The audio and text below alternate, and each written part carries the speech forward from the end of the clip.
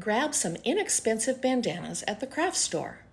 Choose a traditional red bandana pattern and also choose another pattern that coordinates with the traditional one.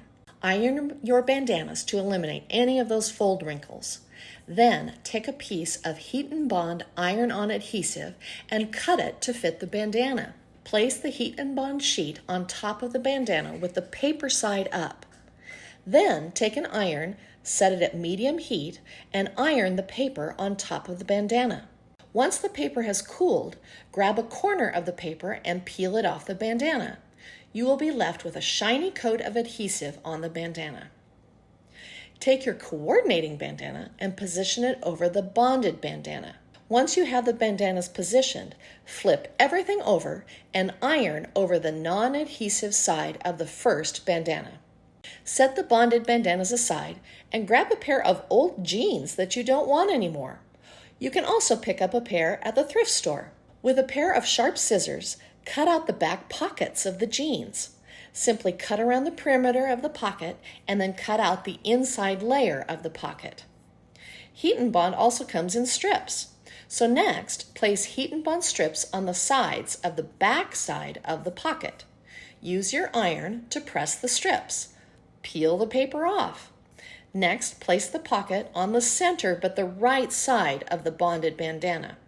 Press the pocket with the medium heat iron until the pocket is bonded to the bandanas.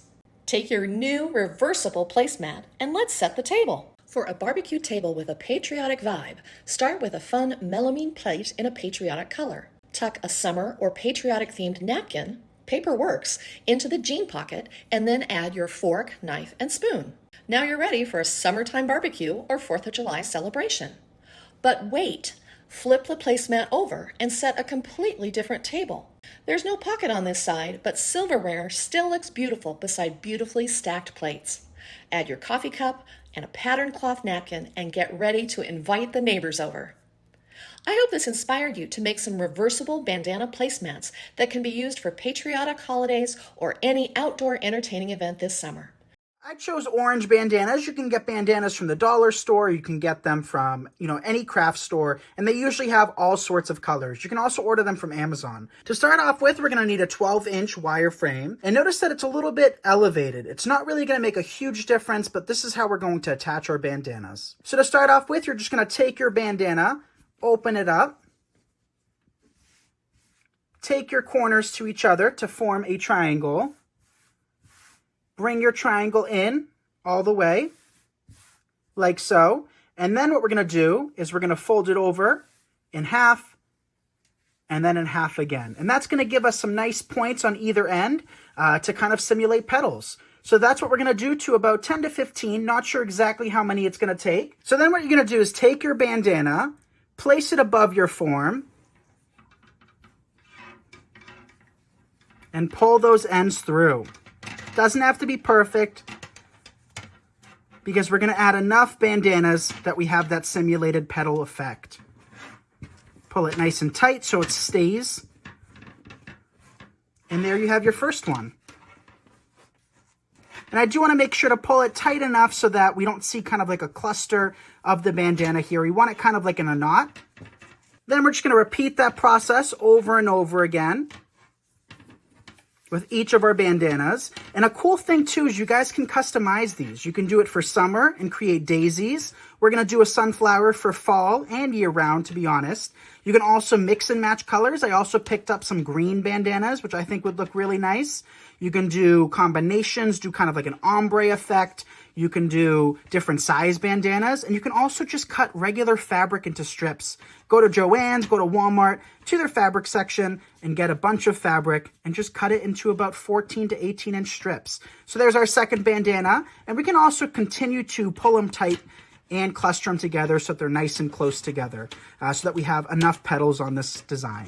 So there's our second one. Let's continue. Now we're going to come back in with our final few. And it is a tedious process, but I think the reward is totally there. It's very inexpensive to do. So far, we're looking at like $10 or so. So for something fun, something different on your front door than your standard wreath, this might be the perfect project for you. So just continue working them in. What we're actually doing is adding one and then tightening it after the video to position it perfectly. And we can always adjust it even more so once we hang the wreath up on the wall or the door. So I'm just tightening it. That's good enough for the time being. Coming back in with our next one. Tightening this one as well. Now it's time to come back in with our flower center, and to construct that, we're going to use some chunky yarn. Reason we're choosing this chunkier yarn is because it's going to cover a lot easier, it's going to take less wraps, and it just creates that kind of fuzzy look. So here it has a little bee on the label, and I think we're going to add a bee later on. We can decide. So we're going to take this yarn and we're going to wrap our smaller wreath ring that I showed you earlier with this yarn to simulate that flower center. So I'm going to start by creating a knot with the yarn, just tie it directly to the frame. And then all we're going to have to do is just twist it. So making very small shifts. Oh, we got a little bandana there. Pull that off. And just completely cover it. And that's going to create a really unique middle for our flower. I'm afraid to drop this yarn, you guys, on the ground because I don't know what it's going to pick up. So definitely keep your yarn clean. This yarn is kind of like, it's very staticky and it pulls on whatever's on the surface. So whether it be glitter or fur, whatever you have in your home, be careful with this yarn because it'll pick it up. Now we'll just cut a length off of our yarn. And then what you essentially can do is just tuck it right in.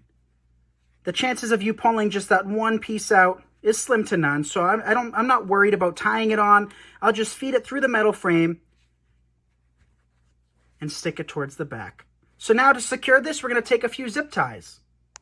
I fed it through the wire of the smaller frame, then we'll feed that through the larger frame. And since it's black, it's going to match the flower center perfectly, and you're not even going to see it in the end. Feed it through.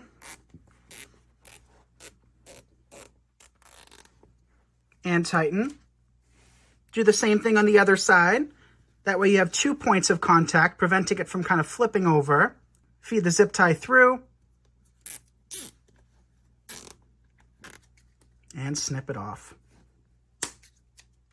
And then you can just cover up those zip ties with the frame. So then go ahead and then fluff out your petals so that they're nice and straightened out. And I typically recommend you do that once you hang your wreath up to display. But now you can come back in with a bee on the center. You can come back in with a daisy, whatever your heart desires.